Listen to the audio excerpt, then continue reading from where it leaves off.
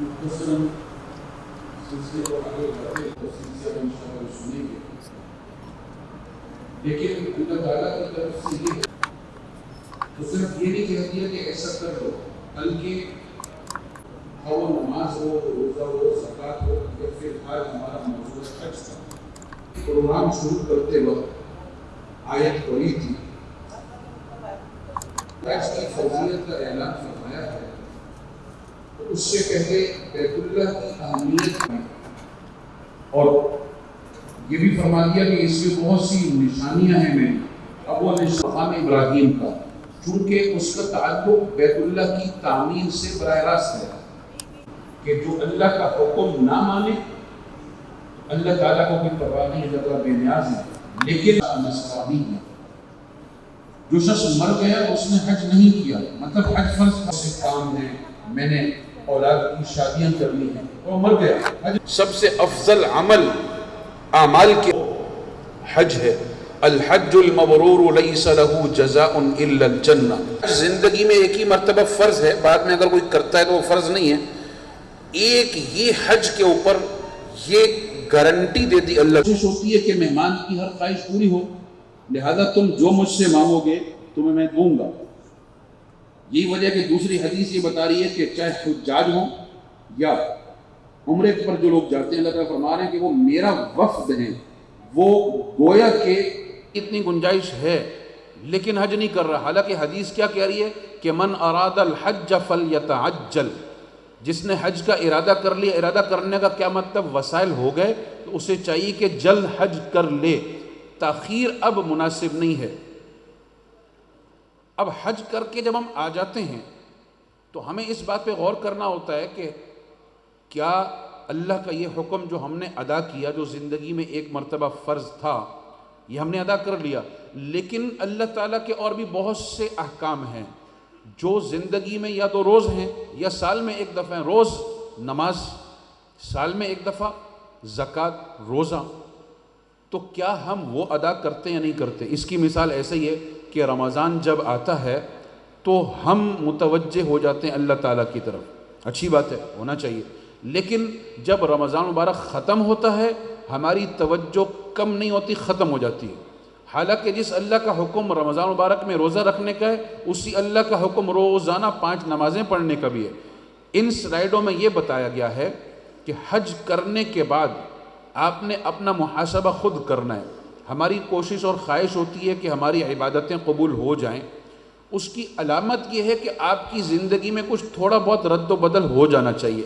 ایسا نہیں ہے کہ آپ بالکل ہی ولی اللہ بن جائیں، لیکن پہلے نماز میں بہت کمی کوتاہی تھی، اب وہ بہتر ہو گئے آپ۔ اسی طریقے سے روزوں میں ڈنڈی مار دیا کرتے تھے، ذرا سا سر درد ہوا بیمار ہوئے روزہ نہیں رکھا، اب جب رمضان آ رہا ہے تو وہ سستی آپ کی ختم ہو گئی۔ اور اسی طریقے سے زکوٰۃ کے بارے میں اگر کوئی سستی تھی، ادا ہی نہیں کرتے تھے، حساب کتاب ہی نہیں کرتے تھے، اس میں آپ متوجہ ہو گئے اللہ تعالیٰ کی طرف، تو اس کا مطلب یہ ہے کہ آپ کا حج قبول ہو گیا۔ لیکن اگر سلسلہ سیم وہی اسی طرح ہی ہو گیا جیسے تھا تو اس کا مطلب فرض آپ نے ادا کر لیا لیکن حج آپ کا قبول نہیں ہوا۔ اور ان سلائیڈوں میں حقوق العباد کی طرف توجہ دلائی گئی کہ حقوق اللہ ہیں، اور اللہ کا وعدہ بھی ہے انشاءاللہ کہ حج کی وجہ سے حقوق اللہ معاف، توبہ کر لیں سچے دل سے، لیکن حقوق العباد صرف توبہ سے معاف نہیں ہوتے بلکہ بندوں سے معاف کروانے پڑتے ہیں۔ اگر کوئی ان کا لین دین ہے وہ ادا کرنا پڑتا ہے۔ تو ان سلائیڈوں میں یہ بتایا گیا کہ حقوق العباد، ایک دوسرے سے لڑائیاں، جھوٹ بولنا، الزامات لگانا، ان چیزوں میں بھی اصلاح کی ضرورت ہے۔ اور یہ جو اللہ تعالیٰ نے قبائل بنائے ہیں، برادریاں اور زبان، یہ ایک پہچان کے لیے ہے۔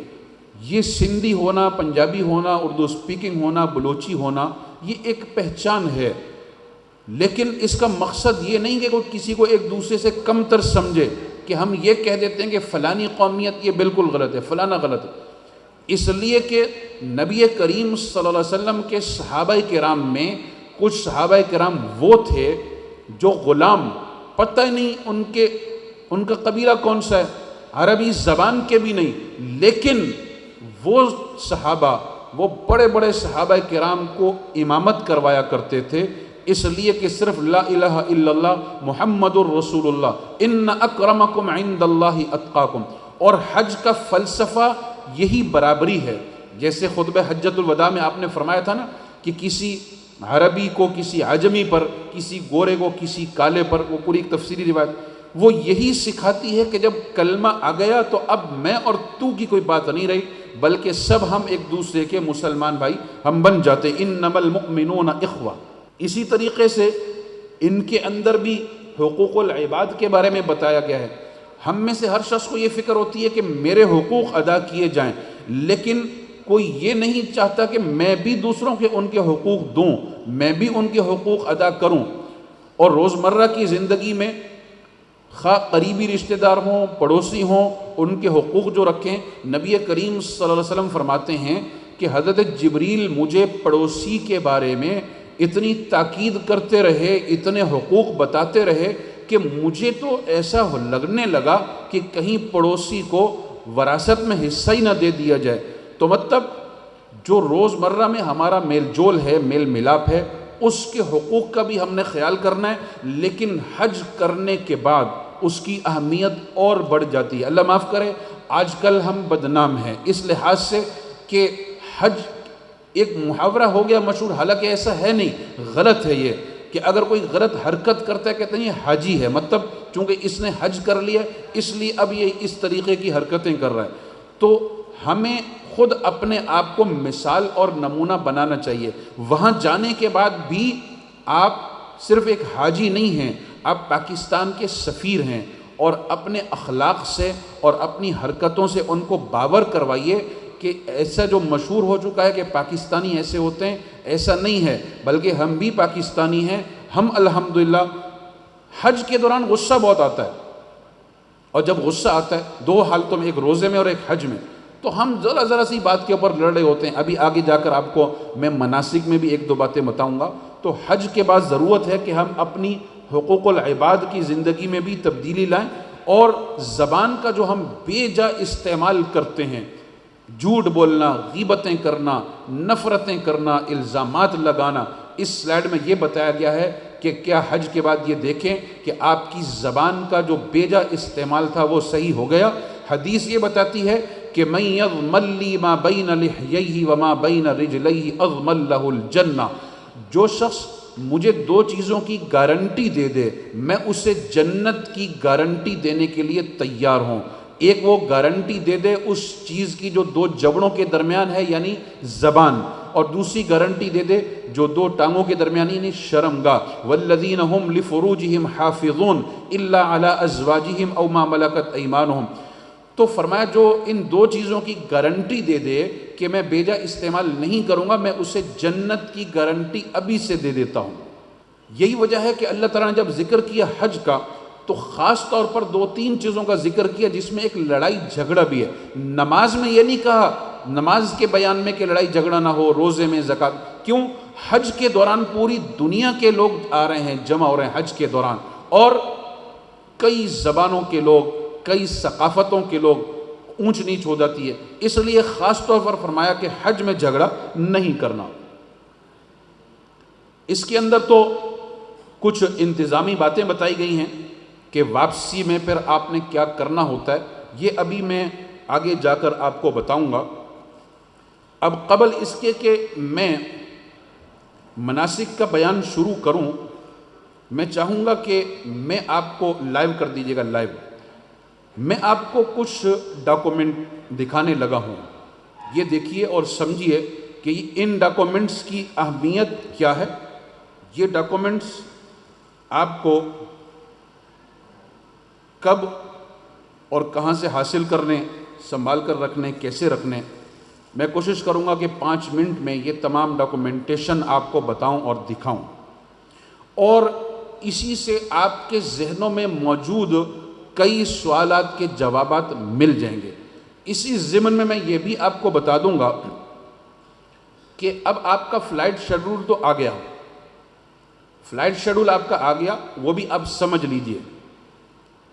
میری تسلی کے لیے بتائیے کہ جن لوگوں کو ان کا فلائٹ شیڈول پتہ چل گیا ہے وہ کتنے لوگ ہیں؟ ہاتھ کھڑے کیجئے. ٹھیک ہے، تقریباً اکثریت کو پتہ چل گیا ہے کہ ان کی فلائٹ کب ہے. اگر کسی کو پتہ نہیں چلا ہے، وہ کہتا ہے بھائی مجھے تو نہیں پتہ. اس کا طریقہ کار کیا ہے؟ اس کے دو طریقے ہیں. نمبر ایک، پاک حج ایپ انسٹال کریں.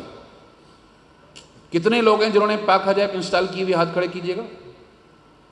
ان کی تعداد ان کی بنسبت کم ہے لیکن حوصلہ افزا ہے. ٹھیک ہے، پاک حج ایپ انسٹال کیجئے. اس کے اوپر یہ آپ کی تمام معلومات دی گئی ہیں. اب جیسے فلائٹ شیڈول ہے، تربیت کا بھی اس کے اندر موجود ہے، فلائٹ شیڈول کا اس میں آپ کو فلائٹ شیڈول کے بارے میں مختصراً سمجھا دیتا ہوں. اس لیے کہ فلائٹ شیڈول کی ٹائمنگ وغیرہ کئی دفعہ لوگ نہیں سمجھ پاتے. 5 ایئر لائنیں استعمال ہو رہی ہیں. 4 پہلے بھی تھی، 1 کا اضافہ ہو گیا. پی آئی اے جس کا کوڈ ہے PK، سعودی ایئر لائن جس کا کوڈ ہے SV، سرین ایئر لائن جس کا کوڈ ہے ER، اور ایئر بلو جس کا کوڈ ہے PA. کئی لوگ سمجھتے ہیں کہ PA شاید PIA نہیں، PI کا کوڈ ہے PK اور ایئر بلو کا کوڈ ہے PA. اس سال ایک ایئر لائن کا اضافہ کر دیا گیا ہے اور وہ ہے ایئر سیال. ایئر سیال کا اضافہ ہوا اس دفعہ اور اس کا کوڈ ہے غالباً PR ہے غالباً. تو یہ تو ہو گئی 5 ایئر لائنیں. ہر ایئر لائن کا وزن بھی سمجھ لیں کہ کس ایئر لائن میں کتنا وزن الاؤ ہے. واپسی میں آپ کو اس کی ضرورت ہوگی. اور اسی ضمن میں یہ بھی سمجھ لیں کہ 2 بریف کیس آپ کو گفٹ دیے جائیں گے. کب کیسے وہ بھی آپ کو میں بتاتا ہوں. آپ ایک ایکسٹرا لیگیج لے کر جائیے. کیوں؟ واپسی میں آپ کو ضرورت پڑے گی اس کی، اور آپ کو کچھ شاپنگ کرنی ہے، کچھ کھجوریں وغیرہ لینی ہیں. 3 ایئر لائنیں 40 کلو وزن الاؤ کرتی ہیں.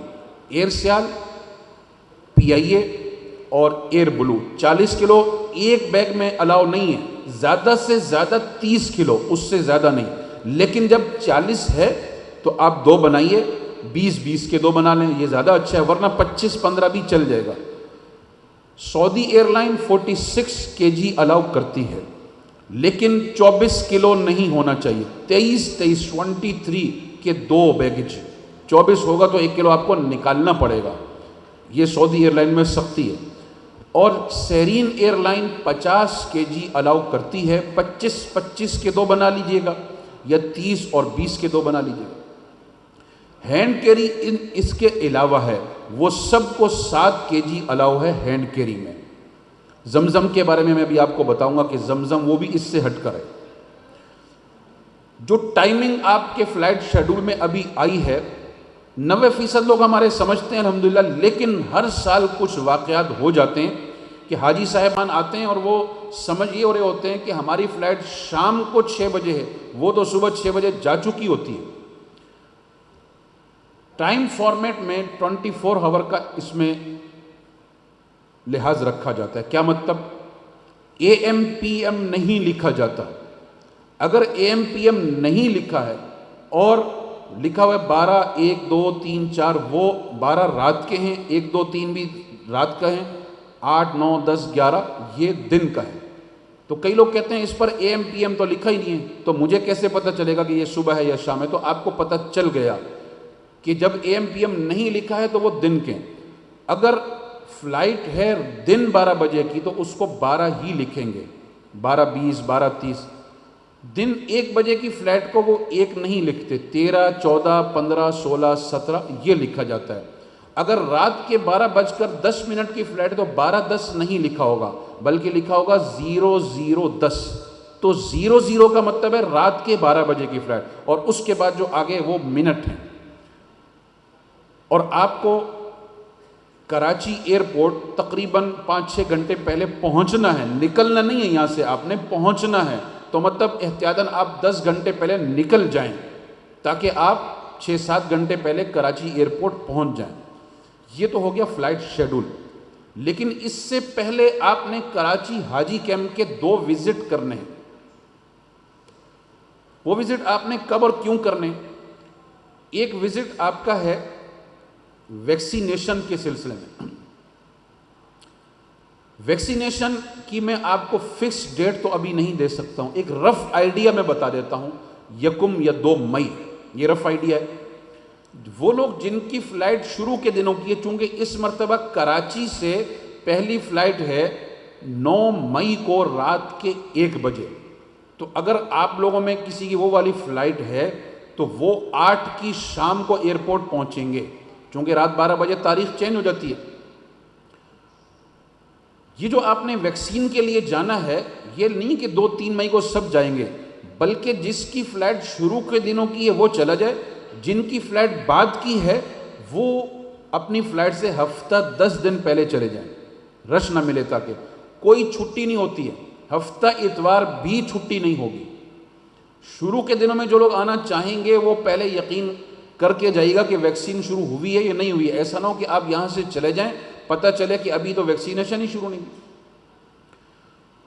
آپ نے اپنے ساتھ بینک کی رسید لے کر جانی ہے. بینک کی رسید دیکھیے، اور اگر کسی کو یہ بینک کی رسید نہ ملی ہو تو اپنے بینک سے اب بھی وقت ہے کہ حاصل کریں. بعض لوگ بینک کی رسید سمجھتے ہیں جو اماؤنٹ جمع کروائے اس کو، نہیں، وہ نہیں ہے. بینک کی رسید یہ ہے جس کے اوپر آپ کی پکچر ہوتی ہے، یہ ہے بینک کی رسید. یہ آپ کے پاس ہونی چاہیے. جب آپ ویکسین کروانے جائیں گے تو وہاں حاجی کیمپ کراچی میں کاؤنٹر بنے ہوئے ویکسینیشن کارڈ حاصل کرنے کے. ضروری نہیں کہ خواتین لائن میں لگیں، ان کے مرد حضرات لائن میں لگ جائیں. جتنی یہ بینک کی رسیدیں دکھائیں گے اتنے کارڈ سب کو دے دیے جائیں گے. اس قسم کا یلو کارڈ ہوتا ہے، یہی انٹرنیشنل ہیلتھ سرٹیفکیٹ کہلاتا ہے. یہ حاصل کریں گے آپ، اور اس کے بعد قریب میں ڈسپینسری موجود ہے، اس ڈسپینسری میں جا کر 2 انجیکشن آپ کو لگائے جائیں گے، ایک مینیجنٹس کا اور ایک فلو کا، اور پولیو ڈراپ پلا دیے جائیں گے. اس کارڈ کے اوپر 2 اسٹمپیں ہوتی، ایک پہلے سے ہوگی اور ویکسین کروانے کے بعد وہاں لائن میں لگ کر آپ پھر اسٹمپ لگوائیں گے اور ان کے سگنیچر کروائیں گے ڈاکٹر صاحب کے. اس مقصد کے لیے سب کو کراچی حاجی کیمپ جانا لازمی ہے. یہ ویکسین کہیں اور سے آپ نہیں کروا سکتے، چونکہ یہ انٹرنیشنل ہیلتھ سرٹیفکیٹ ہے، اس کے بغیر آپ ٹریول نہیں کر سکتے. یہ آپ کو صرف وہی کراچی سے ملے گا. اب آپ نے ویکسین کے پیسے کہیں نہیں دینے، وہ آپ دے چکے ہیں. دوائیاں پیک کروانے کے لیے بھی لازمی نہیں کہ الگ سے آپ جائیں، بلکہ اسی دن دوائیاں پیک کروائیے گا. اس کا طریقہ کیا ہے؟ اپنے علاقے میں موجود ڈاکٹر سے اس کے لیٹر ہیڈ پہ دوائیوں اپنا نام، دوائیوں کا نام لکھوائیں، اس کی 2-3 فوٹو کاپیاں کروائیں. دوائیاں یہیں سے اپنے ساتھ لے جائیں، کراچی حاجی کیمپ جائیں، اور وہاں آپ کو ایک مخصوص شاپ پر مل جائے گا، اس میں دوائیاں ڈالیں گے. اور جو ڈسپینسری ہے جہاں ویکسینیشن ہو رہی ہے، جہاں ڈاکٹر صاحب اسٹمپ لگاتے ہیں، اس لائن میں لگیں گے. ڈاکٹر صاحب آپ کا جو ایک اوریجنل نسخہ ہے، 2 فوٹو کاپیاں ہیں، ان پر وہ اسٹمپ لگا دیں گے، سگنیچر کر دیں گے، اور بڑے ہال میں آ کر پھر آپ ان دوائیوں کو سیل پیک کروا لیں گے. صرف ٹیبلٹ الاؤ ہے، کیپسول اور سیرپ الاؤ نہیں ہے. اپنے طور پر الگ سے لے جائیں. اکثر حجاج کو کچھ کہتے نہیں ہیں، لیکن ان کو سیل نہیں کیا جاتا. حکیمی ادویات، ہومیوپیتھک ادویات سیل نہیں کی جاتی. کراچی حاجی کیمپ آپ نے ایک مرتبہ اور جانا ہوگا. وہ جو ایک مرتبہ اور جانا ہے اس میں اب سب کا جانا لازمی نہیں ہے. گروپ لیڈر چلا جائے، البتہ تمام جتنے افراد ہیں ان کی بینک کی اوریجنل رسید لے کر جائے. ایئر لائن کے کاؤنٹر بنے ہوئے، لائن میں لگ جائیں. جب آپ کا نمبر آئے گا تو آپ کو پاسپورٹ دے دیا جائے گا، آپ کو ٹکٹ دے دیا جائے گا. پاسپورٹ کے اوپر اب ای ویزا ہوتا ہے، مطلب یہ ہے کہ وہ اس میں اسٹیکر نہیں لگایا جاتا، بلکہ ای ویزا ہوتا ہے. الگ سے A4 سائز کا ایک پیج ہوتا ہے. آپ کو چاہیے ہوگا کہ آپ چیک کر لیجئے گا کہ آپ کا جو ویزا ہے اس میں کوئی غلطی تو نہیں ہے. تصویر، آپ کے نام کی اسپیلنگ، پاسپورٹ نمبر. تو ای ٹکٹ ہوتا ہے اور ویزا بھی ہوتا ہے. ٹکٹ مثلا اس قسم کا ہو سکتا ہے، وہ ٹکٹ بھی اس کے ساتھ اٹیچ کر دیا جاتا ہے اور اس ٹکٹ میں آپ کی ساری تفصیل لکھی ہوتی ہے۔ ایک چیز بڑی اہمیت کی حامل ہے اور وہ ہے، ابھی آپ نے دیکھا تھا سفری کوائف نامہ، آپ کو وہیں پاسپورٹ اور ٹکٹ کے ساتھ اس طریقے کا ایک کارڈ دیا جائے گا، اس میں ہرے رنگ کی ڈوری ہوگی، جیسے یہ ڈوری ہے، یہ جو آپ کو دیا جائے گا اس میں آپ کی پکچر بھی ہوگی، آپ کے کوائف بھی لکھے ہوئے ہوں گے۔ یہ ہے سفری کوائف نامہ۔ آپ نے کرنا کیا ہے کہ اس سفری کوائف نامے کی 2-3 رنگین کاپیاں کروا لیجئے گا، جو آپ کو وہاں سے بریف کیس ملے گا اس کے بیک سائڈ پر باقاعدہ خانہ بنا ہوا ہے، زپ لگی ہوئی ہے، اس میں آپ یہ رکھیں گے۔ چونکہ تمام بیگ ایک طرح کے ہیں، یہ آپ کی پہچان ہے۔ بہتر یہ ہوگا کہ پرماننٹ مارکر سے اپنے بریف کیس پر 2-3 چیزیں لکھ لیجئے گا۔ وہ کیا ہوں گی؟ آپ کا نام، آپ کا مکتب نمبر، آپ کا بلڈنگ نمبر جو اس کے اندر لکھا ہوا ہوگا، مکتب نمبر، بلڈنگ نمبر اس وقت آپ کو پتہ چلے گا، وہ اس میں لکھا ہوا ہوگا، اور اپنا موبائل نمبر۔ آپ کو یو فون کی سم دے دی جائے گی فری آف کاسٹ، لیکن اس کے بارے میں 1-2 چیزیں سمجھ لیجئے گا۔ میں انشاءاللہ ابھی جب ختم ہوگا تو میں اپنا نمبر آپ کو دوں گا اور واٹس اپ سب کو میں یہ تفصیلات کر دوں گا۔ یو فون کی سم جو آپ کو ملے گی فری آف کاسٹ ہے، 4000 روپے اس کے گورنمنٹ نے پے کیے آپ کی طرف سے۔ 7 GB ڈیٹا ہے اس میں صرف، اور کچھ نہیں ہے۔ 7 GB ڈیٹا بہت ہے۔ وہاں جانے کے بعد ایمو واٹس اپ وغیرہ پہ آپ کال کر سکتے ہیں۔ یہ الگ بات ہے کہ واٹس اپ کال الاؤ نہیں ہے وہاں پر، واٹس اپ کال نہیں کریں گے آپ، کر نہیں سکتے، نہ آڈیو نہ ویڈیو، ہاں میسیجز کر سکتے ہیں آپ، اور ایمو پر البتہ کال کر سکتے ہیں۔ اگر آپ چاہتے ہیں کہ میری اس سم پر فون بھی آئے یا میں کسی کو کروں تو اس کے لیے آپ کو الگ سے پیکج کروانا پڑے گا، وہ آپ خود کروائیں گے۔ جو متعلقہ بینک ہیں ان بینکوں میں بھی آپ جائیں گے، وہیں کراچی بینک، ان بینکوں میں جانے کے بعد کیا ہوگا، آپ کو گفٹ دیے جائیں گے، ایک چھوٹا بیگ ایک بڑا، یعنی ہینڈ کیری اور لیگیج، اور مرد حضرات کو بیلٹ اور خواتین کو اسکارف، اور مرد اور خواتین دونوں کے لیے حرم میں جب جاتے ہیں تو چپل کے لیے ایک شو بیگ وہ بھی مل جائے گا۔ یہ سب گفٹ آپ حاصل کریں گے۔ ریال اس موقع پر آپ چینج کروا سکتے ہیں، جب آپ ویکسین کروانے جائیں گے نا ہفتہ 10 دن پہلے، اس دن آپ ریال چینج نہیں کروا سکتے وہاں پر۔ کیوں؟ 2 دن پہلے آپ نے بینک میں جانا ہے تو بینک والوں کے پاس ریکارڈ ہوتا ہے آپ کا، کوئی بینک فی حاجی 1500، کوئی 2000، کوئی 2500 ریال دیتا ہے آپ کو۔ آپ کو کوئی ریفنڈ نہیں ہوگا، حج کر کے واپس آ جائیں، انشاءاللہ ریفنڈ ہوگا، کتنا ہوگا ابھی نہیں پتا۔ جو پیسے آپ کے بچیں گے، کچھ بچ گئے آپ کے پیسے، ٹکٹ کی مد سے آپ کے پیسے 30,000 روپے تقریباً بچ گئے ہمارے پاس، وہ آپ کی امانت ہے۔ ہو سکتا ہے اور بھی کچھ پیسے بچیں، ابھی نہیں پتا۔ حج کر کے واپس آئیں گے وہ آپ کے اکاؤنٹ میں ہی ٹرانسفر کر دیے جائیں گے، لیکن فی الحال ریال آپ خود لے کر جائیں گے، گورنمنٹ کی طرف سے ریال آپ کو نہیں دیے جائیں گے۔ بات طویل ہو رہی ہے اور مناسک کا بیان بھی ابھی رہتا ہے، اب جو چونکہ ڈاکومنٹیشن میں بتا رہا ہوں۔ سعودیہ میں جانے کے بعد معلم کی طرف سے کچھ چیزیں آپ کو دی جاتی ہیں، وہ کیا ہوتی ہیں؟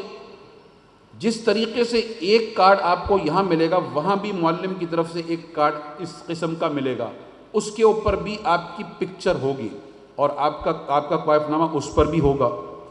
اسی طریقے سے اس بات کی علامت اور اچھا، یہ جو آپ کو معلم کی طرف سے ملتا ہے نا، تو اس میں ایک طرف تو آپ کی پکچر اور بایو ڈیٹا ہوتا ہے، دوسری طرف جو معلم آپ کا مکتب نمبر، معلم کا نام، ایڈریس وہ ہوتا ہے۔ ہاتھ میں پہننے کے لیے اس طریقے کا ایک ربڑ بینڈ جو اکثر پیلے کلر کا ہوتا ہے، جو جنوب ایشیا کے حجاج کے لیے پیلا رنگ مختص ہے، تو وہ بھی آپ کو ملے گا، وہ آپ دائیں کلائی میں پہن لیں گے۔ اس دفعہ آپ نے سن لیا کہ انشاءاللہ سب حجاج کو ٹرین کی سہولت دی جا رہی ہے۔ کئی لوگ حاجی کیمپ میں آ کر کہتے ہیں کہ ہمیں نا ٹرین کا ٹکٹ دے دیں، تو ٹرین کا ٹکٹ ابھی آپ کو نہیں ملے گا۔ 5 یا 6 ذی الحجہ کو آپ کے روم میں معلم کی طرف سے لوگ آئیں گے اور وہ آپ کو 2-3 چیزیں دیں گے۔ ایک وہ آپ کو دیں گے منا اور عرفات کا کارڈ، اور اس کارڈ کے اوپر آپ کا ایڈریس لکھا ہوتا ہے، یعنی منا میں آپ کا خیمہ کس جگہ پر ہے، عرفات میں وہ پاک حج ایپ کے اندر بھی آ رہا ہوگا، یہ اس قسم کا کارڈ ہو سکتا ہے، کبھی وہ ہرے کلر کا ہوتا ہے، جو بھی کلر ہو، ایک طرف مینا کا اور ایک طرف عرفات کا ایڈریس اس میں لکھا ہوا ہوتا ہے. یہ کئی کام آتا ہے آپ کے. ایک تو جب آپ مینا میں اپنے خیمے میں انٹر ہوتے ہیں تو ان کو یہ تو پتہ ہے کہ یہ قانونی حاجی ہے، لیکن یہ اس خیمے میں ہے یا کہاں، تو وہ اکثر وہاں پر گارڈ کھڑا ہوا ہوتا ہے، وہ آپ سے کہتا ہے کاغ، تو آپ نے صرف یہ شو کرنا ہوتا ہے کہ بھئی میں اسی خیمے کا ہوں. معلم کی طرف سے اسی وقت آپ کو ٹرین کا ٹکٹ بھی دے دیا جائے گا. ٹرین کا ٹکٹ دیا نہیں جائے گا، بلکہ ٹرین کا ٹکٹ آپ کے دائیں یا بائیں کلائی میں پہنا دیا جائے گا. وہاں مینا میں بھی 3 اسٹیشن ہیں، عرفات میں بھی 3 اسٹیشن ہیں، مزدلفہ میں بھی 3 اسٹیشن ہیں. آپ کا اسٹیشن نمبر 1 اکثر کا ہوگا، زیادہ تر لوگوں کا اسٹیشن نمبر 1 ہوگا. تو جو آپ کو پہنا کر وہ ہاتھ میں ہے اس کے اوپر نمبر لکھا ہوا ہوگا. مثال کے طور پر اب یہ ہے، اس کے اوپر 2 لکھا ہوا ہے. نیند آ رہی ہے، آپ کی نیند بگا دوں، اس کا مطلب یہ نہیں کہ آپ 2 نمبر ہیں، آپ 2 نمبر نہیں ہیں، آپ 1 نمبر ہیں. تھوڑی سی نیند بگا رہا ہوں. یہ 2 کا مطلب ہے اسٹیشن نمبر 2. اس پر لکھا ہوا ہے 1 کا مطلب ہے اسٹیشن نمبر 1.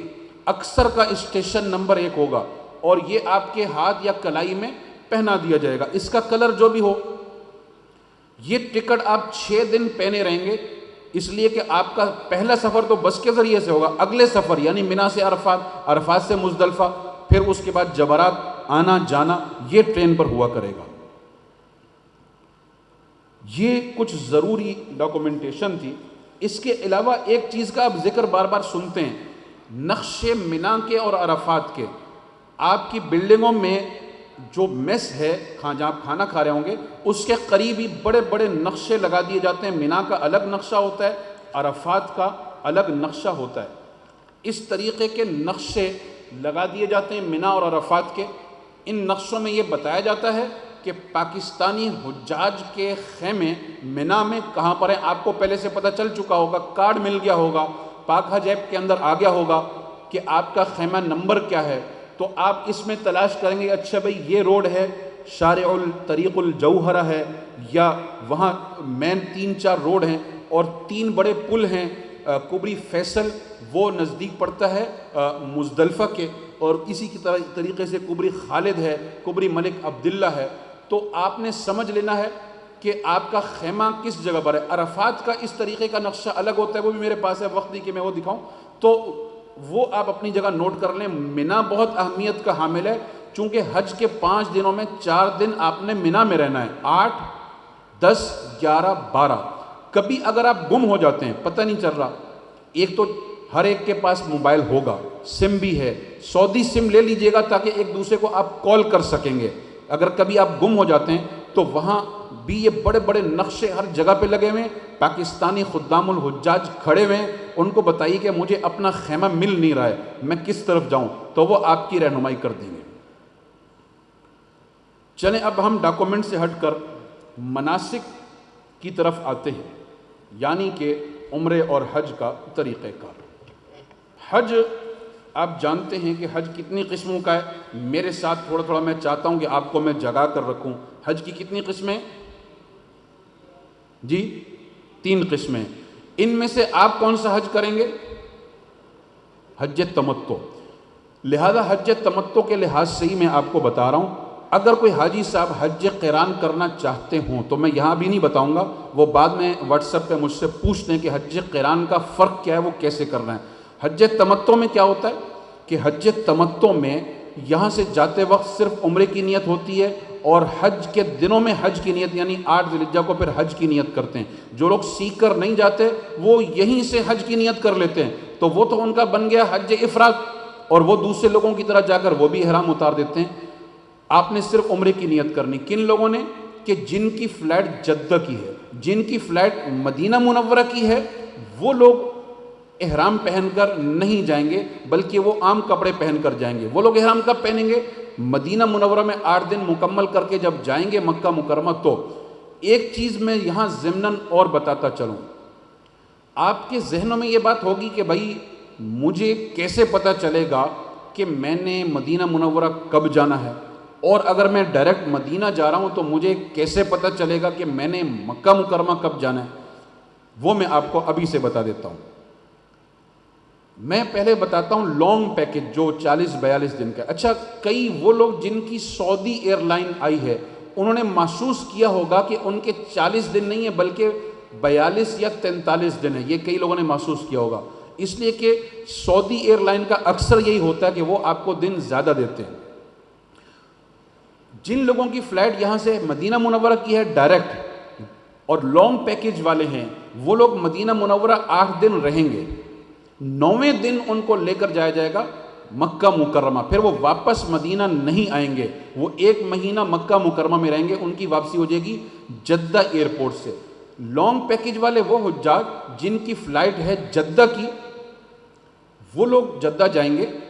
ان کو ابھی سے یہ پتہ ہے کہ ہماری واپسی مدینہ منورہ سے ہے، تاریخ بھی ان کو پتہ ہے، تو پاکستان واپسی سے 9 دن پہلے ان کو مدینہ منورہ لے جایا جائے گا. فکس دن، فکس ٹائم وہ تو ان کو جانے سے ہفتہ پہلے بتا دیا جائے گا، لیکن ایک رف آئیڈیا میں ابھی سے آپ کو دے رہا ہوں کہ پاکستان واپسی سے 9 دن پہلے ان کو لے کر جایا جائے گا مدینہ منورہ. اب ہم آتے ہیں شارٹ پیکج. شارٹ پیکج کے لوگ مدینہ منورہ میں 8 دن نہیں رہیں گے. جن کی فلائٹ ڈائریکٹ مدینہ منورہ کی ہے اور وہ شارٹ پیکج والے ہیں، تو اولاً تو شارٹ پیکج والوں کی فلائٹ مدینہ کی ڈائریکٹ ہے ہی نہیں، چونکہ شارٹ پیکج کی فلائٹیں شروع ہو رہی ہیں 2 جون سے، اور اس سے پہلے وہ ان کی فلائٹ نہیں ہے، چونکہ ان کے دن ہیں ہی 20، 22، 23، تو بہت پہلے ہوں گے تو دن ان کے زیادہ بن جائیں گے. یہ لوگ، ان کو یہ پتہ ہے کہ ہماری واپسی ہے مدینہ منورہ سے کس تاریخ کو، یہ بھی پتہ ہے. 6 دن پہلے ان کو لے کر جائیں گے مدینہ منورہ اور پھر ان کی واپسی ہو جائے گی. تو حج تمتع میں پہلے صرف عمرہ ہوتا ہے. عمرہ 4 چیزوں کا نام ہے، 2 اس میں فرض ہیں اور 2 واجب ہیں.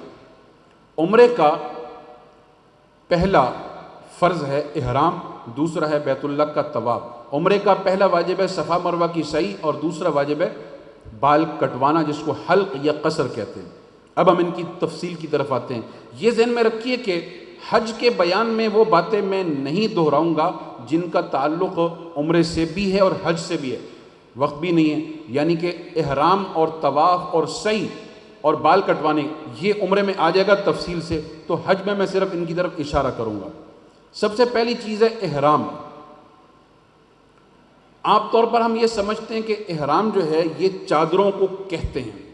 احرام صرف چادروں کو نہیں کہتے. احرام میں 3 چیزیں ہیں: نیت کرنا، لبیک پڑھنا اور چادریں. ہاں، ترتیب یہ ہوتی ہے کہ پہلے سب سے پہلے چادریں. وہ لوگ جن کی فلائٹ جدہ کی ہوگی وہ یہیں حیدرآباد میں غسل کر لیں، احرام چاہے یہاں پہن کر چلے جائیں، ورنہ کراچی ایئرپورٹ پر انتظام ہوتا ہے، تو انہوں نے کراچی ایئرپورٹ پر احرام باندھنا ہے لازمی. یہ نہ سوچیں کہ میں جدہ جا کے پہنوں گا. اور جن کی فلائٹ مدینہ منورہ کی ان کو بتا دی گا کہ وہ یہاں سے احرام پہن کر نہیں جائیں گے، عام کپڑوں میں جائیں گے. غسل کر لیں، غسل کر کے احرام پہن لیں، اور اس کے بعد 2 رکعت نماز پڑھنی ہوتی ہے احرام کی نیت سے. کراچی ایئرپورٹ پر بھی جگہ بنی ہوئی، وہاں پڑھ لیں. ورنہ جو لوگ مدینہ منورہ سے آتے ہیں تو وہاں راستے میں گاڑی رکتی ہے بیر علی پر، وہاں مسجد موجود ہے، ذوالحلیفہ اس جگہ کا نام ہے، وہاں 2 رکعت نماز پڑھیں. مدینہ منورہ سے جو لوگ آ رہے ہوں گے وہ تو فوراً نماز پڑھ کے نیت کر لیں گے، لیکن جو یہاں سے جدہ جا رہے ہیں وہ فوراً نیت نہ کریں، وہ نیت کریں جہاز اڑنے کے بعد. اس کی وجہ کیا ہے کہ نیت کرتے ہی احرام کی پابندیاں شروع ہو جاتی ہیں. تو بہتر ہی اللہ نہ کرے کسی وجہ سے فلائٹ لیٹ ہو جائے آپ کی یا کینسل ہو جائے تو احرام کی پابندیاں تو شروع ہو چکی ہوں گی، آپ جہاز اڑنے کے بعد نیت کیجیے گا. نیت کیا ہے؟ اللہم انی ارید العمرہ. مناج بھائی مجھے گھڑی دے دیجیے گا، گھڑی دے دیجیے گا. اللہم انی ارید العمرہ فیسرھا لی وتقبلھا منی. اے اللہ میں عمرے کا ارادہ کر رہا ہوں یا کر رہی ہوں، اس کو میرے لیے آسان فرما اور میری طرف سے قبول فرما. یہ نیت آپ اپنی کسی بھی زبان میں کر سکتے ہیں. اس کے بعد آپ نے تلبیہ پڑھنا ہے. 1 مرتبہ پڑھنا تو لازمی ہے، اور پتہ چلے کہ یہ حاجیوں کا اجتماع ہے تو آپ لوگوں کی نیند کا پتہ چلے گا آپ کی آواز سے.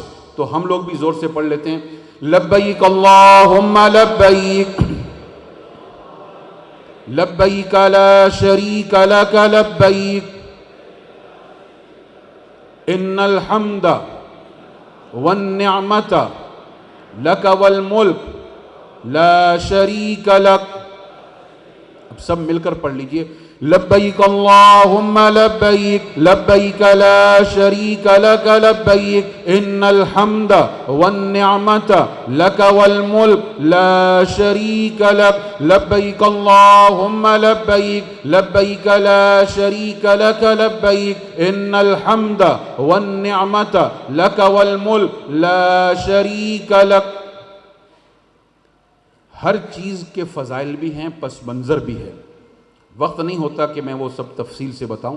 فضائل حج ایک کتاب ہے شیخ الحدیث حضرت مولانا زکریا رحمہ اللہ کی، وہ اپنے پاس رکھ لیجئے گا، اس میں بہت تفصیلی فضائل ہر چیز کے الگ الگ ہیں، حج کے، عمرے کے، مدینہ منورہ کے، مکہ مکرمہ کے، تلبیہ پڑھنے کی فضیلت، اس کا پس منظر، طواف، سعی۔ اب احرام کی کچھ پابندیاں شروع ہو گئیں آپ کے اوپر، وہ ابھی سمجھ لیجئے، حج میں دوبارہ نہیں بتاؤں گا کہ وہ پابندیاں کیا ہیں۔ عربی میں ان کو ممنوعات احرام یا محظورات احرام کہتے ہیں۔ دو طرح کی پابندیاں ہیں، ایک وہ ہیں جو خواتین اور مرد دونوں کے لیے ہیں، پہلے وہ سمجھ لیجئے، ازدواجی تعلقات حرام ہیں، وہاں جو گھاس درخت وغیرہ وہ نہیں کاٹ سکتے، شکار کرنا منع ہے، یہ شکار وغیرہ کوئی کرتا نہیں لیکن مسئلہ پتہ ہونا چاہیے۔ رہی بات، لوگ یہ کہتے ہیں کہ مچھر مکھی اگر ہم سے مر جائے اس میں کوئی حرج نہیں ہے، خوشبو لگانا یا خوشبو والی کوئی چیز استعمال کرنا منع ہو جاتا ہے۔ اپنے ہینڈ کیری میں، چھوٹے بیگ میں، خواتین اپنے پرس میں خوشبو والی کوئی چیز رکھے ہی نہیں، چونکہ اب خوشبو والی کوئی چیز آپ استعمال نہیں کر سکتے، آپ کو بولے سے لگ جائے گی۔ بغیر خوشبو والا صابن وہ ہونا چاہیے ہاتھ وغیرہ دھونے کے لیے۔ ہر قسم کا میک اپ کرنا منع ہو جاتا ہے چونکہ اس میں بھی خوشبو شامل ہوتی ہے۔ الائچی، پان، سونف، چھالیا کا کھانا بھی منع ہو جاتا ہے، ان میں بھی خوشبو ہے۔ ہاں، اگر کھانے میں ان چیزوں کو پکا لیا گیا ہے، الائچی، سونف وغیرہ کو، وہ کھانا کھایا جا سکتا ہے۔ ہاتھ پاؤں کے ناخن کاٹنا منع ہے، جسم کے کسی بھی حصے کے بال کاٹنا یا نوچنا منع ہے۔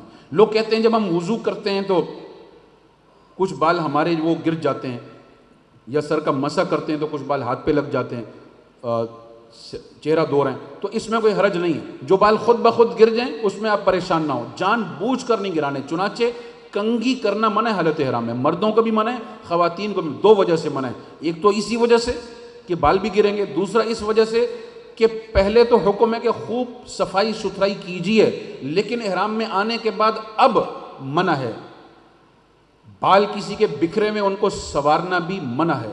اور حدیث میں آتا ہے اللہ تعالیٰ کو میلا کچیلا حاجی زیادہ پسند ہے۔ کیا مطلب؟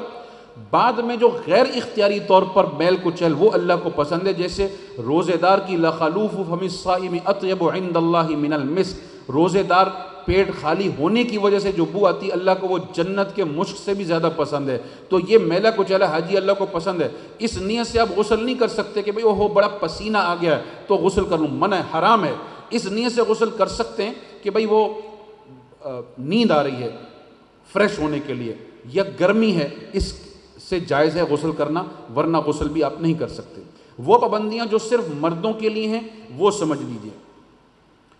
مرد حضرات سلے ہوئے کپڑے نہیں پہنیں گے، چنانچہ جو زائد کپڑے ہم پہنتے ہیں، انڈر ویئر، بنیان وغیرہ، وہ پہننا منع ہے۔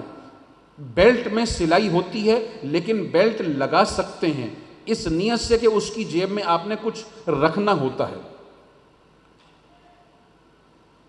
دوسری اور تیسری پابندی مرد حضرات کے لیے ہے کہ سر اور چہرے کا کھلا رکھنا لازمی ہے، چنانچہ ٹوپی نہیں پہننی، گرمی کی وجہ سے پسینہ ہے یا وضو کیا ہے تو رومال سے یا خود احرام کی چادر سے منہ صاف نہیں کرنا، بلکہ سادہ ٹیشو پیپر، سادہ خوشبو والا نہیں، اس سے چاہیں تو آپ ناک یا منہ صاف کر سکتے ہیں۔ یہیں پر خواتین کے متعلق بھی سمجھ لیجئے، خواتین کو بھی چہرے پر کپڑا لگانا منع ہے، لیکن غلط فہمی یہاں پر ہو جاتی ہے کہ مردوں کو بھی منع ہے، لیکن مردوں نے پردہ نہیں کرنا، خواتین نے پردہ کرنا ہے، جو اللہ کا حکم ہے، حج میں بھی اور حج کے علاوہ بھی۔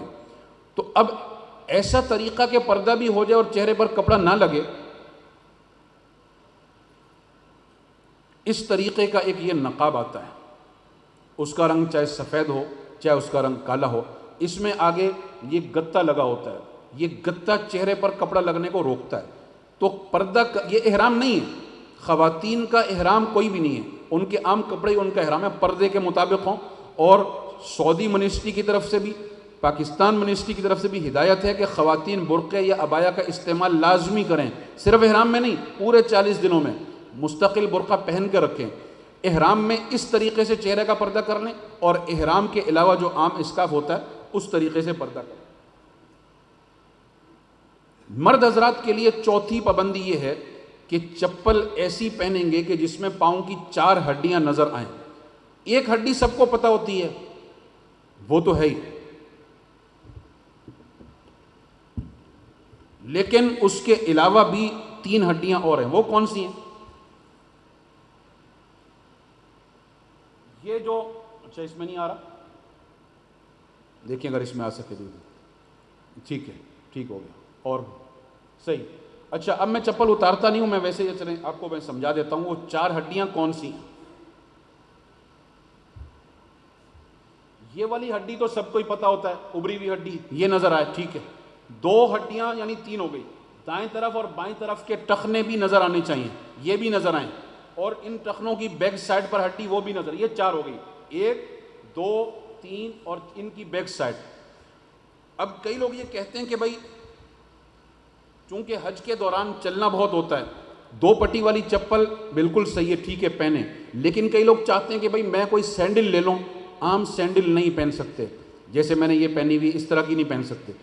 ایسی سینڈل پہن سکتے ہیں جس میں یہ 4 ہڈیاں نظر آئیں۔ مثال کے طور پر ہوائی چپل وہ تو ٹھیک ہے، اب یہ جیسے ہوائی چپل ہے، لیکن لوگ کہتے ہیں یہ انگوٹھے میں زخم ہو جاتا ہے یا اتنا لمبا پیدل بھی بہت چلنا ہوتا ہے، تو جیسے میں نے کہا سینڈل، تو سینڈل پہن سکتے ہیں بشرطے کہ پہننے، یہ اس کا ایک نمونہ ہے، پہننے کے بعد چیک کریں کہ بھائی میری 4 ہڈیاں اس میں نظر آ رہی ہیں تو ٹھیک ہے، لیکن اگر کوئی ایک ہڈی بھی چھپ رہی ہے، یہ جو اس کی بیک سائڈ کی ہے یہ نیچے ہے، اب وقت نہیں ہے کہ میں آپ کو پہن کے دکھاؤں، یہ اسی لحاظ سے مل جاتی ہیں، وہاں حاجی کیمپ سے مل جائیں گے آپ کو، اس طریقے کی سینڈل پہن سکتے ہیں آپ، لیکن کسی کے کہنے پر نہ جائیں کہ بھئی پہن لو، خود پہن کے اب آپ کو 4 ہڈیاں پتہ چل گئی، وہ چیک کریں، اگر وہ 4 نظر آ رہی ہیں تو ٹھیک ہے، ورنہ ٹھیک نہیں۔ خواتین کے لیے یہ پابندی نہیں ہے، چنانچہ وہ بوٹ بھی پہن سکتی ہیں، ان کے لیے کوئی حرج نہیں۔ حالت احرام میں کچھ وہ چیزیں جو صحیح ہیں، اب وہ سمجھ لیجئے، لوگ غلط فہمی کا شکار ہوتے ہیں کہ یہ نہیں کر سکتے، حالانکہ کر سکتے ہیں۔ مثال کے طور پر حالت احرام میں غسل کرنا میں نے بتا دیا کہ جائز ہے، کس نیت سے؟ فریش ہونا ہے، گرمی دور کرنی ہے، جسم کو رگڑیے گا نہیں، میل کچیل دور نہیں کرنی، گیلے ہو جائیں، فریش ہو جائیں۔ احرام چینج کرنا بھی جائز ہے، خامخواہ تو کوئی نہیں کرے گا، چائے گر گئی، سالن گر گیا ناپاک تو چینج کر لیں آپ، کوئی مسئلہ نہیں۔ احرام چادروں کا نام نہیں ہے، وہاں کموڈ سسٹم ہے اکثر، تو ہم لوگ ایک تو کموڈ کے استعمال کے عادی نہیں ہیں، تو کموڈ کا استعمال سیکھ لینا چاہیے۔ لوگ اس کے اوپر پاؤں رکھ کے بیٹھ جاتے ہیں، وہ گر جائیں گے، پاؤں نیچے ہوتے ہیں۔ لیکن میں بتانا جو بات چاہ رہا ہوں وہ یہ ہے کہ بے شک احرام کی چادر آپ اتار دیں، اور جب فارغ ہو جائیں تو پھر پہن لیں، تاکہ ایسا نہ ہو کہ وہ ناپاک ہو جائے۔ احرام ہٹنے سے احرام ختم نہیں ہوتا، احرام چادروں کا نام نہیں ہے، احرام نیت کا نام ہے، وہ باقی ہے ابھی آپ کی۔ حالت احرام میں گھڑی پہننا جائز ہے، چشمہ پہننا جائز ہے، انگوٹھی پہننا جائز ہے، خواتین کو زیور پہننا جائز ہے، کانچ والی چوڑیاں نہ پہنیں اس وجہ سے کہ ناجائز ہے، اس وجہ سے کہ رش میں ٹوٹیں گی تو خود بھی متاثر ہوں گی، کسی اور کے پاؤں میں نہ آ جائیں۔ حالت احرام میں چھوٹا بڑا بیگ دائیں طرف بائیں طرف لٹکا سکتے ہیں، گلے میں لٹکا سکتے ہیں، کوئی شولڈر بیگ ہے وہ کندھے پر لٹکا سکتے ہیں، چھتری کا استعمال کر سکتے ہیں، ہر قسم کے فروٹ جوس کھا پی سکتے ہیں، ان میں کوئی حرج نہیں ہے۔ اب میں آتا ہوں دوسری چیز کی طرف۔ اس ضمن میں یہاں مختصراً ایک بات اور بتاتا چلوں، وہ یہ ہے کہ الحمدللہ کراچی کو روڈ ٹو مکہ پروجیکٹ میں شامل کر لیا، یہ آپ کو پتہ ہی ہے۔ روڈ ٹو مکہ کیا چیز ہے؟ اس سے آپ کو فائدہ کیا ہوگا؟ فائدہ یہ ہوگا، ایک تو میں بار بار یہ بات دہراتا ہوں کہ کراچی، کئی لوگ سمجھتے ہیں کہ یہ کوئی بس یا ٹرین ہے، اور ایسا بھی ہوتا ہے کہ کئی لوگ پہنچتے ہیں، وہ بھائی میں تو بہت دور سے آیا ہوں، 1-1.5 گھنٹہ پہلے کاؤنٹر کلوز کر دیے جاتے ہیں۔ جہاز تو چلے گا اپنے ٹائم پر، اور اس مرتبہ ایک چیز کا اضافہ ہوا، اس میں بھی آپ کو وقت لگنا ہے، تو اس لیے میں نے بتا دیا تھا کہ فلائٹ سے 10 گھنٹے پہلے یہاں سے نکل کر جائیے گا آپ۔ ایک کاؤنٹر کا اضافہ روڈ ٹو مکہ کے ماتحت کیا گیا، جو آپ کی بریفنگ وہاں ہونی تھی جدہ یا مدینہ منورہ میں، وہ یہیں کراچی میں ہو جائے گی۔ سعودیوں کا وفد آئے گا، وہاں باقاعدہ بیٹھا ہوگا, ان کے کاؤنٹر لگے ہوں گے, اور اس میں انہوں نے کرنا کیا, آپ کی پکچر لیں گے. یہ سارے وہ کام ہیں جو وہاں ہونے تھے. آپ کی پکچر لیں گے, آپ کے پاسپورٹ پر وہ انٹری کی اسٹمپ لگائیں گے. انٹری کا کیا مطلب, آپ سعودیہ میں آ چکے ہیں, حالانکہ آپ سعودیہ میں آئے نہیں ہیں.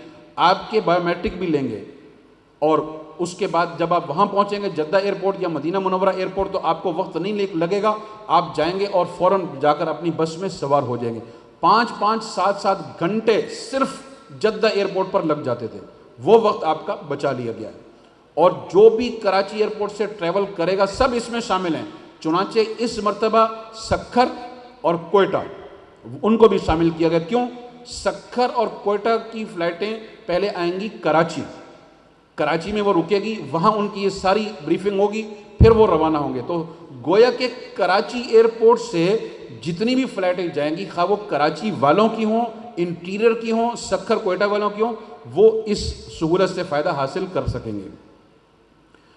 اب ہم آتے ہیں اگلی چیز, یعنی بیت اللہ کا طواف. میں نے بتایا تھا کہ عمرے میں کتنے فرض ہیں؟ 2 فرض ہیں. ایک فرض آپ نے ادا کر لیا پاکستان میں, اس کا نام ہے احرام. دوسرا فرض اب ہے بیت اللہ کا طواف. بیچ کی انتظامی باتیں اب میں چھوڑ دیتا ہوں, وقت بھی نہیں ہے, اور بہت سی آپ کو ہم نے پہلی نشست میں تفصیل سے بتائی بھی تھی. اب حرم پہنچیں گے عمرہ کرنے کے لیے. یہ لازمی نہیں کہ جاتے ہی آپ نے طواف کرنا ہے, عمرہ کرنا ہے. تھکاوٹ ہو گئی ہے, 8-10-15 گھنٹے گزر چکے ہیں, کوئی مسئلہ نہیں, اب ریسٹ کر لیں, سو جائیں بے شک. بس یہ کہ سوتے ہوئے وہاں اے سی ہوتا ہے, سوتے ہوئے اوپر کپڑا یا کمبل جو بھی ہے وہ نہیں لینا آپ نے. حسب سہولت عمرے کے لیے تشریف لے جائیں بسوں کے ذریعے سے. بیت اللہ کا تعارف تو تقریباً آپ سمجھ چکے ہیں, 4 کنارے ہیں بیت اللہ کے. آپ کا طواف شروع ہوتا ہے حجر اسود کے سامنے سے. سامنے کا مطلب یہ نہیں کہ آپ نے قریب جانا ہے, دور کھڑے ہو جائیں اور چند کام آپ نے کرنے. ایک تو لبیک پڑھنا اب آپ کا ختم بند کر دیں گے, اب آپ لبیک نہیں پڑھیں گے. سب سے پہلے آپ نیت کریں گے کہ اے اللہ, میں عمرے کا طواف کر رہا ہوں یا کر رہی ہوں, اس کو میرے لیے آسان فرما اور میری طرف سے قبول فرما. اس کے بعد آپ اجتباء کریں گے. قبل اس کے کہ میں طواف شروع کروں, یہ ذرا دیکھ لیجئے اور سمجھ لیجئے کہ احرام کس طریقے سے آپ نے پہننا ہوتا ہے, اور اس کی گھروں میں جا کر مشق کر لیجئے گا. اور یہ لازمی نہیں ہے کہ احرام کا جو ابھی میں آپ کو طریقہ بتاؤں گا تو یہ ایک ہی طریقہ ہے, کئی طریقے ہیں. پہلے میں 3-4 طریقے بتایا کرتا تھا, تو پھر حاجی صاحبان کہتے تھے بھئی ہمیں تو ایک بھی سمجھ میں نہیں آیا, تو اس لیے میں ایک ہی بتا رہا ہوں. اگر آپ کو کوئی اور اچھا طریقہ آتا ہو وہ بھی آپ کر سکتے ہیں, لیکن بے پردگی نہیں ہونی چاہیے اس میں.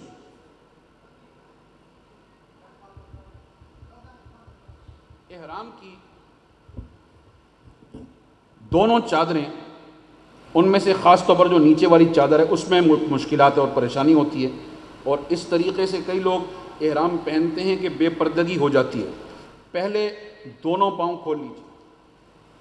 اس کا کھولنے کا فائدہ یہ ہے کہ اب جب آپ قدم لے کر چلیں گے تو پریشانی آپ کو نہیں ہوگی. چادر کا یہ حصہ, بایاں حصہ طویل کر لیجئے, لمبا, اور اس کو واپس لائیے ادھر دور تک, یہاں تک واپس لائیے, اور یہ حصہ اب واپس ادھر لا کر نیچے سے اوپر فولڈ کر لیجئے.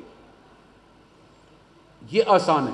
طریقے اور بھی ہیں, وہ تھوڑے سے مشکل ہوتے ہیں, وہ بھی ٹھیک ہیں کہ بھئی پہلے ایسے کرو, پھر ایسے کرو, پھر یوں بل دو, پھر وہ بل دو. یہ آسان طریقہ ہے. اس میں بے پردگی سے اس میں بھی بہت اچھی بچت ہے, چونکہ اگر چادر کا یہ حصہ ہٹ بھی جائے تو دور تک چادر کا دوسرا حصہ موجود ہوتا ہے, بے پردگی اس میں نہیں ہوتی. گھروں میں جا کر مشق کیجیے گا. کراچی ایئرپورٹ پر لوگ احرام پہن رہے ہوتے ہیں, ان کو احرام پہننا آتا ہی نہیں ہے. پھر دیکھ لیجئے, دونوں پاؤں کھولنے کے بعد یہ حصہ بایاں والا دور تک اندر تک لے آئیں, اور دایاں اس کے اوپر لا کر اب نیچے سے اوپر اس طرح فولڈ کر لیں جو اللہ کا حکم ہے کہ ناف سے اوپر ہو اور ٹخنوں سے اوپر ہو. یہ ہو گئی نیچے والی چادر. جو اوپر والی چادر ہے, ہاتھ اس طرح نکال کے یہ حصہ چادر کا نیچے والی چادر میں پھنسا لیں تاکہ بار بار یہ کھلے نہیں, اور اس کو اس طریقے سے کر لیں. اب کئی لوگ کہتے ہیں کہ جب ہم رکوع میں جاتے ہیں, سجدے میں جاتے ہیں تو یہ کھل جاتی ہے. اولاً تو کھل جاتی ہے تو کوئی حرج نہیں ہے, لیکن اس بات سے بچانے کے لیے کہ یہ بار بار کھلے نہیں اور گرے نہیں, اس کا یہ والا حصہ واپس لا کر نا اس کندھے پر ڈال لیجیے. تو اب یہ گرے گی نہیں، کھلے گی نہیں، لیکن اگر کبھی کھل جائے تو کوئی حرج اس میں نہیں ہے۔ اجتباء جو کندھا کھولنا ہے وہ طواف سے پہلے کھولنا ہے۔ آپ کراچی ایئرپورٹ پر کئی لوگوں کو دیکھیں گے، اور تو اور حج کے دوران دیکھیں گے کہ لوگوں نے یہ کندھا کھولا ہوا ہے۔ اس کا مطلب کیا کہ یہ اس نے 11-12 لاکھ خرچ کر لیے، لیکن یہ بیچارہ سیکھ کر ہی نہیں آیا، اس لیے کہ یہ کندھا صرف طواف میں کھولتے ہیں، اس کے علاوہ نہیں کھولتے۔ عربی میں اس کو اجتباء کہتے ہیں۔ اس کا طریقہ یہ ہوتا ہے کہ دائیں کندھے کے نیچے سے چادر نکالیں گے آپ، اور بائیں کندھے پر آپ لے لیں گے، یہ کندھا آپ کا کھل گیا اس طریقے سے۔ اب میرا رخ آپ کی طرف ہے، میرا دایاں یہ ہے، آپ سب کا دایاں یہ ہے، تو دایاں کندھا کھولنے کو اجتباء کہتے ہیں۔ 7 چکروں میں یہ کھلا رہے گا، اور جب 7 چکر پورے ہوں گے تو اجتباء ختم ہو جائے گا۔ چلیں، یہ تو ہو گیا احرام باندھنے کا طریقہ۔ طواف جب آپ نے شروع کرنا ہے تو نیت کر لی آپ نے، نیت کرنے کے بعد آپ نے استقبال کرنا ہے۔ وہ کیسے کرنا ہے؟ جیسے نماز کے شروع میں ہاتھ اٹھاتے ہیں دونوں کانوں تک، بسم اللہ لا الہ الا اللہ واللہ اکبر وللہ الحمد والصلاۃ والسلام علی رسول اللہ، یہ کہہ کے ہاتھ چھوڑ دیں گے۔ یہ شروع میں صرف ایک دفعہ کرنا ہے۔ اس کے بعد استیلام، جو ہر چکر میں حجر اسود کے سامنے پہنچ کر ہوا کرے گا، اس کا طریقہ یہ کہ دونوں ہاتھ اب سینے کے مقابل، اور دل میں یہ تصور کریں کہ میرے ہاتھ حجر اسود پر رکھے میں، بسم اللہ اللہ اکبر وللہ الحمد یہ کہہ کے دونوں ہاتھوں کی ہتھیلیوں کو بغیر آواز کے چوم لیں۔ یہ استلام گویا کہ حجر اسود کو چومنے کا ثواب، چونکہ رش اتنا ہے کہ آپ قریب جا کر تو چوم نہیں سکتے۔ اب آپ کا طواف شروع ہو جائے گا۔ طواف کرتے وقت کیا کرنا ہے آپ نے؟ طواف کرتے وقت نظر سامنے رکھنی ہے، بیت اللہ کو نہیں دیکھنا۔ طواف کرتے وقت بیت اللہ کو دیکھنا منع ہے، سوائے استیلام کے وقت، اس وقت آپ حجر اسود والے کنارے کو دیکھا کریں گے۔ طواف کرتے وقت تیسرا کلمہ پڑھنا زیادہ بہتر ہے، سب کو آتا بھی ہے۔ آپ کوئی دعا بھی مانگ سکتے ہیں، اپنی زبان میں بے شک دعا مانگ لیں۔ رکن یمانی کے سامنے جب پہنچیں گے تو ربنا آتنا فی الدنیا حسنہ وفی الآخرۃ حسنہ وقنا عذاب النار وادخلنا الجنۃ مع الابرار یا عزیز یا غفار یا رب العالمین۔ رکن یمانی سے حجر اسود تک اس کا پڑھنا سنت ہے۔ ہر چکر میں استلام ہوا کرے گا۔ ہر چکر میں جب حجر اسود کے سامنے پہنچیں گے تو کئی لوگ پتہ کیا کر رہے ہوتے ہیں، دور سے ٹھیک ہے ہاتھوں کو اونچا ایسے کر رہے ہیں، ایسے نہیں کرنا، یہ خلاف سنت ہے، بلکہ وہی سینے کے مقابل۔ اس موقع پر اس کو دیکھنا ہے، اس کے علاوہ نہیں دیکھنا۔ باوضو طواف کرنا لازمی ہے، چنانچہ اگر وضو نہ رہے تو جا کر وضو کریں، اور وضو کرنے کے بعد جب واپس آئیں تو دیکھ لیں، اگر ہمت ہے تو دوبارہ نمبر 1 سے، ورنہ جتنے آپ نے چکر شمار کر لیے ہیں وہ بھی آپ کے ہو جائیں گے، باقی جو رہ گئے ہوں گے وہ کر لیجئے گا۔ تو 7 چکر پورے ہو گئے آپ کے۔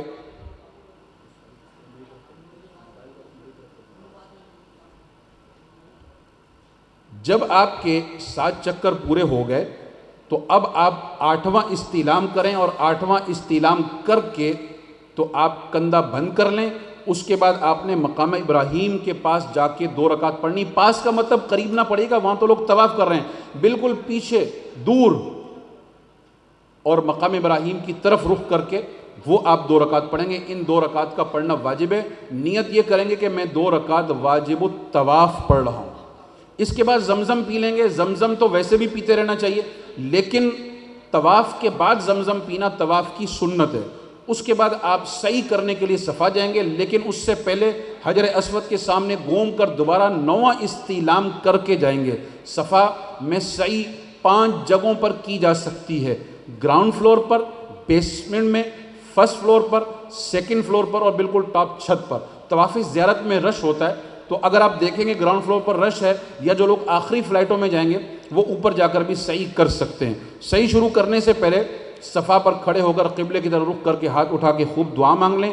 اس کے بعد آپ نیت کریں کہ اے اللہ، میں صفا مروہ کی سعی کر رہا ہوں یا کر رہی ہوں، اس کو میرے لیے آسان فرما اور میری طرف سے قبول فرما۔ اور اس کے بعد اب آپ کی سعی شروع ہو جائے گی صفا سے مروہ کی طرف۔ تھوڑا سا آگے جائیں گے تو اوپر چھت میں بڑی خوبصورت فریم رنگین لگے ہوئے ہیں۔ مرد حضرات نے وہاں تیز چلنا ہوتا ہے، عربی میں اس جگہ کو کہتے ہیں میلین اخضرین، 30-40 قدم کی وہ جگہ ہے۔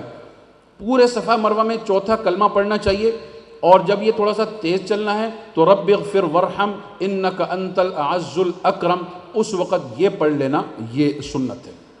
مروہ پہنچ گئے، آپ کا ایک چکر ہو گیا، ہر چکر میں صفا مروہ پر قبلہ رخ ہو کر ہاتھ اٹھا کر دعا مانگنی ہے، تو 8 دعائیں آپ کی بنیں گی۔ کئی لوگ صفا سے مروہ اور مروہ سے واپس صفا کو ایک چکر سمجھتے ہیں، حالانکہ یہ ایک چکر نہیں ہے بلکہ یہ 2 چکر ہیں۔ تو کیا مطلب 7واں چکر آپ کا مروہ پر ختم ہو جائے گا۔ جو اس کو ایک سمجھتے ہیں وہ بیچارے 14 چکر لگا لیتے ہیں، حالانکہ چکر تو 7 لگانے تھے۔ صفا مروہ کی سعی بغیر وضو کے ہو جاتی ہے، بہتر یہ کہ باوضو ہو، جبکہ طواف بغیر وضو کے ادا نہیں ہوتا۔ اس کے بعد بھی کئی لوگ کہتے ہیں کہ میں 2 رکعت پڑھ لوں، تو پڑھ لیجئے وہاں پر اگر جگہ مل جائے، ورنہ مسجد میں جا کر پڑھ لیجئے۔ اب آخری کام رہ گیا، وہ یہ کہ آپ نے بال کٹوانے ہیں۔ جو لوگ غزہ اسٹاپ کی طرف سے آئے تھے وہ ادھر ہی سیدھا آگے چلے جائیں، وہاں دکانیں بنی ہوئی ہیں۔ باقی تمام لوگ باہر نکل کر یو ٹرن لے کر واپس آئیں۔ باب الملک عبدالعزیز کے سامنے جو بڑی بلڈنگ ہے جس کو زمزم ٹاور یا کلاک ٹاور کہتے ہیں، اس کے بیسمنٹ میں دکانیں کثیر تعداد میں موجود ہیں۔ عربی میں اس کو سالون کہتے ہیں، انگریزی میں ہم باز شاپ کہتے ہیں یا حجام کہہ لیں اردو میں۔ وہاں جا کر 10 سے 15 ریال ان کا ریٹ ہوتا ہے۔ تو اب وہاں یہ کام کرتے وقت آپ کیلکولیٹر نہ کھولیں کہ اچھا بھائی میں تو گنجا بھی اتنے کا ہو رہا ہوں۔ یہ جو پیسہ آپ وہاں خرچ کر رہے ہیں یہ گویا کہ یہ بھی حج کے لیے ہی خرچ کر رہے ہیں۔ تو بہرحال آپ بال کٹوائیں گے۔ اس کے مسائل یہ ہیں کہ مرد حضرات کے لیے تو آپ جانتے ہیں کہ حلق کروانا سنت ہے۔ حلق کا مطلب ہے اس طرح پھروانا، جس کو اردو میں ہم کہتے ہیں گنجا کروانا۔ قصر بھی جائز ہے، ثواب زیادہ ہے حلق کا۔ نبی کریم صلی اللہ علیہ وسلم کی 3 دعائیں ملیں گی آپ کو اگر آپ اس طرح پھروائیں گے۔ اور قصر بھی جائز ہے، لیکن قصر اس کے لیے جائز ہے کہ جس کے بال بڑے ہوں۔ جس کے بال پہلے ہی بہت چھوٹے ہوں وہ قصر بھی نہیں کروا سکتا، حتیٰ کہ وہ 0 مشین بھی نہیں پھروا سکتا، بلکہ وہ اس طرح ہی پھروائے گا۔ یہی حکم ان لوگوں کا بھی ہے جن کے سر کے بال بالکل ہی اڑ چکے ہوں۔ یہی حکم ان لوگوں کا بھی ہے کہ جنہوں نے عمرہ کیا ہے اس طرح پھروا لیا، 2-4 دن کے اندر پھر عمرہ کر رہے ہیں، بال تو ابھی آئے ہی نہیں ہیں۔ تو اس کا طریقہ یہ ہوتا ہے کہ چاہے خود اس طرح پکڑ لیں یا دوسرے دوست کو دے دیں کہ بھائی میرے بال تو نہیں ہیں لیکن میرے پورے سر پر آرام آرام سے یہ پھیر دو۔ اس کے بغیر عمرہ مکمل نہیں ہوگا، نہ احرام کی پابندیاں ختم ہوں گی۔ خواتین پردے کا خیال رکھیں گی اور اپنی رہائش گاہ میں چلی جائیں، نامحرم کی نظر نہ پڑے، خود بھی کاٹ سکتی ہیں۔ ایسی 2 خواتین جنہوں نے عمرہ پورا کر لیا وہ بھی ایک دوسرے کے بال کاٹ سکتے ہیں۔ ایسے 2 مرد جنہوں نے عمرہ مکمل کر لیا اپنے بال کٹوانے سے پہلے بھی وہ ایک دوسرے کے بال کاٹ سکتے ہیں۔ خواتین سر کے سارے بال ایک جگہ جمع کر لیں، یا آدھی چوٹیا کی ایک طرف آدھی کی ایک طرف، اور آخر کی طرف سے 1 سے 1.5 انچ بال دونوں طرف سے کاٹ لیں۔ ان کا بال کٹوانا یہ ہے۔ بال کٹواتے احرام کی پابندیاں ختم ہو جاتی ہیں۔ اب مرد حضرات غسل کر کے عام کپڑے پہن لیں گے، حج کا انتظار کریں گے۔